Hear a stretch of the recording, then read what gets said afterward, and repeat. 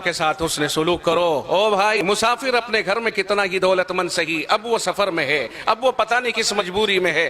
مسافر تمہارے گاؤں میں آ گیا، کہتا مجھے رات ٹھہرنی ہے۔ آج کل تو اماموں کو بھی کمیٹی اتنا ڈرا دیتی ہے خدا کی قسم کہ نانا میں یہاں نہیں ٹھہراؤں گا۔ کہتا میرے ڈاکومنٹس دیکھ لو، میرے پاس آدھار بھی ہے، آئی ڈی سب ہے، پروف ہیں، دیکھ لو۔ کہا نہیں آپ کہیں بھی رہیے، مسجد ہے، وہ رہنا چاہتا ہے وہاں۔ کہا نہیں، صبح کو امام صاحب کے سے محاسبہ ہو جائے گا، کمیٹی آ کے کہے گی نہیں۔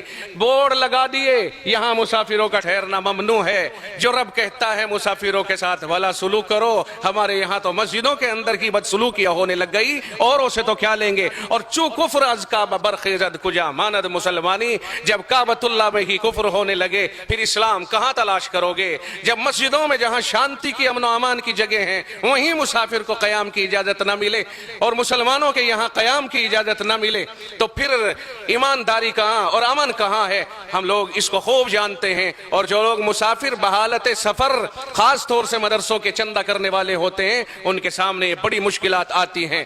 اور میں ان اماموں سے بھی کہوں گا کہ جو لوگ امامت کرنے والے ہیں وہ امام کہیں باہر سے یا آسمانوں سے ٹپک کر نہیں آئے یا رحم مادر سے وہ امام بن کر کے نہیں آئے، وہ مدرسوں کے پڑے ہوئے ہیں۔ اگر وہ ان کا خیال نہیں کریں گے اور کمیٹی کو صحیح بات نہیں سمجھائیں گے، کون سمجھائے گا؟ ائمہ کرام تم ترجمان ہو مدرسوں کے، تم نے مدرسوں میں کھایا ہے، تم مدرسوں میں رہ کے پلے ہو، تم نے مدرسوں سے فائدہ اٹھایا ہے۔ اگر تم مدرسوں کے ترجمان نہیں ہوگے تو کون ترجمان ہوگا؟ مدرسے والے جا کے کہہ دے مجبور ہو کر کے صاحب میرا ذرا تائید کر دینا، بڑے مدرسے سے آیا ہوں۔ نا امام اجازت نہیں، کمیٹی کی طرف سے اجازت نہیں۔ او میرے بھائی کیا کر رہے ہو؟ اگر امام کہتا اجازت نہیں تو اس کا مطلب یہ ہوا کہ تو یہ ثابت کر کہاں سے پڑھ کے آیا ہے، تیرے پاس علم کہاں سے آیا ہے، مصلی تیرے پاس کہاں سے آیا ہے، تو امام کیسے بن گیا؟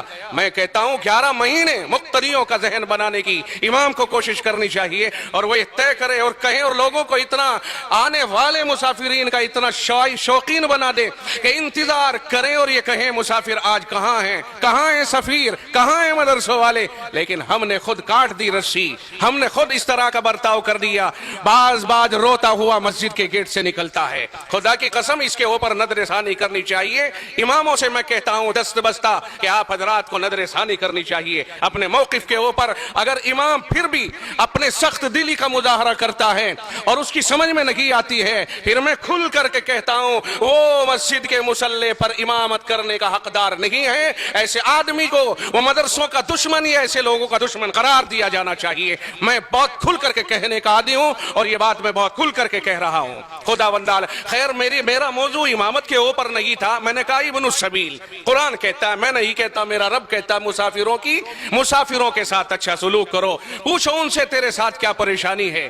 ساری دنیا دھوکے باز نہیں، ساری دنیا دہشت گرد نہیں، ساری دنیا بم پھوڑنے والی نہیں۔ کون سی مسجد میں ہندوستان میں کس نے آ کر کے بم پھوڑ دیا کہ تم نے مسافروں سے خوف کھانا شروع کر دیا؟ وہ کون سا سفیر ہے جس نے مسجد میں غداری کر دی ہو آ کے؟ نہیں، کس مسجد کے میں آ کے سفیر نے کب مسجد کا غلہ اکھاڑا اور پھاڑا ہے؟ وہ کب وہاں ڈکیتی ڈالنے کے لیے آیا ہے؟ پھر کیوں ڈر گئے اہل کمیٹی اور کیوں ڈر گئے امام ان مسافروں سے؟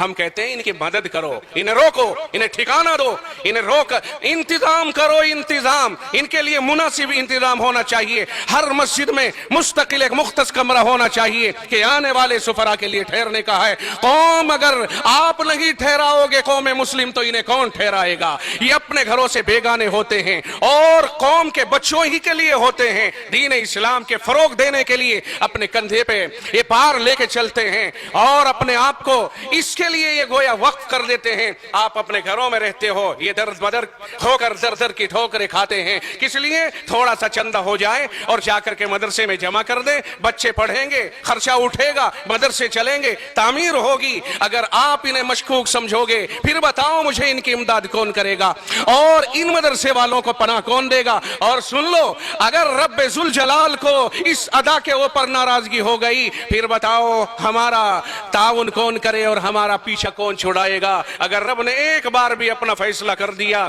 یاد رکھیے نہ کوئی کمیٹی، نہ کوئی امام، نہ کوئی معاون، نہ کوئی مخالف، پھر مسئلہ کچھ اور ہی ہو جائے گا۔ اللہ حفاظت فرمائے۔ خیر ابن السبیل مسافر کی مدد کرے۔